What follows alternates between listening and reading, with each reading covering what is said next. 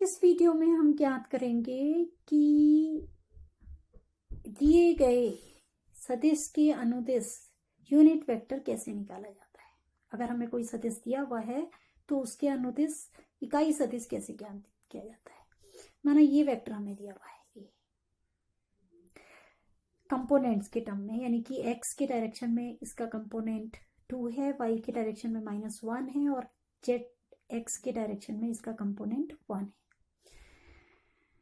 हमने कंपोनेंट निकालना सीखा था और ये भी सीखा था कि अगर हमारे पास कोई सदिश a है और हमारे पास एक ज्ञात दिशा है जिससे वो थीटा कोण बनाता है, तो ज्ञात दिशा में उसका कंपोनेंट हमने ज्ञात किया था a cos थीटा जाता है, जिसकी लंबाई इस पर डाले गए परपेंडिकुलर के फुट पॉइंट तक होती है a cos थीटा। और इसकी दिशा, ये तो परिमाण हो गया इसका, और जो इस दिशा में कार्य कर रहा था सदिश उसका इस दिशा में कंपोनेंट उसका परिमाण।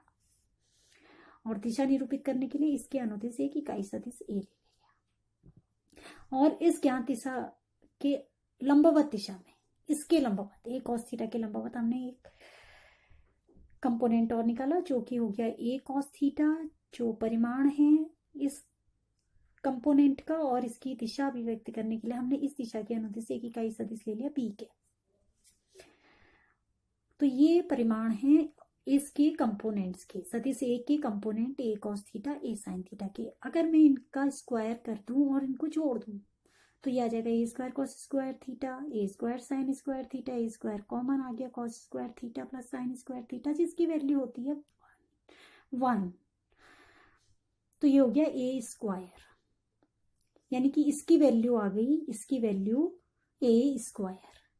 अगर मैं इसको ax कह लूं तो ये हो गया ax square plus ay square. अगर मैं इसको ay कह लूं, इसको ax इसको ay, तो a स्क्वायर की वैल्यू ये आ गई,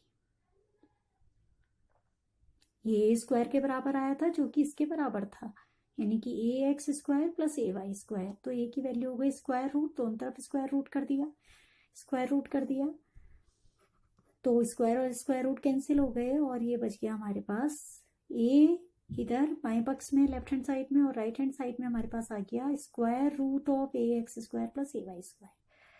और अगर इसका के कंपोनेंट हमने 3 डायरेक्शंस में ज्ञात किए हुए हैं, जेड डायरेक्शन में भी है, तो वो इस प्रकार से आ जाएगा। यानी कि किसी भी दिए गए सदिश का मैग्नीट्यूड यानी कि उसका परिमाण ज्ञात करने के लिए हम उसके कंपोनेंट्स के स्क्वायर्स का सम और उसका स्क्वायर रूट निकाल लेते हैं। Square root of squares of components,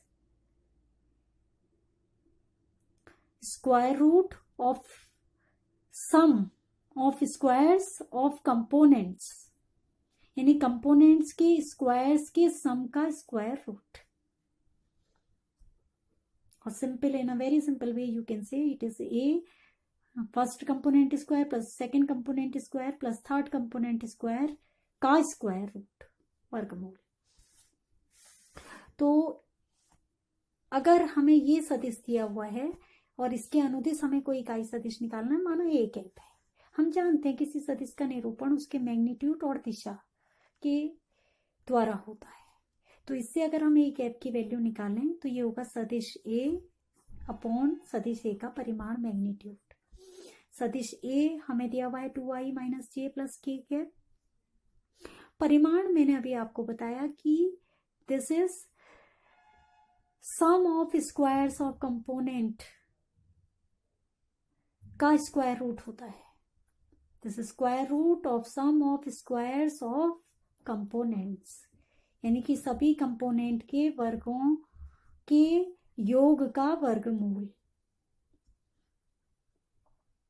तो आप देखें इसका कंपोनेंट क्या है, इसका x कंपोनेंट, पहला कंपोनेंट है 2 उसका वर्ग, दूसरा कंपोनेंट है -1 उसका वर्ग, तीसरा कंपोनेंट है 1 उसका वर्ग, और आपने निकाल लिया इसका स्क्वायर माइनस का स्क्वायर प्लस होता है, और 1 square is 1 and that is √6। तो ये इकाई सदिश निकल गया। इस फॉर्मूले से सदिश जो कि दिया हुआ है vector 2i minus J plus k cap, 2i cap minus J cap plus k cap upon magnitude of the vector given vector that is under root 6। तो इस प्रकार से हम यूनिट वेक्टर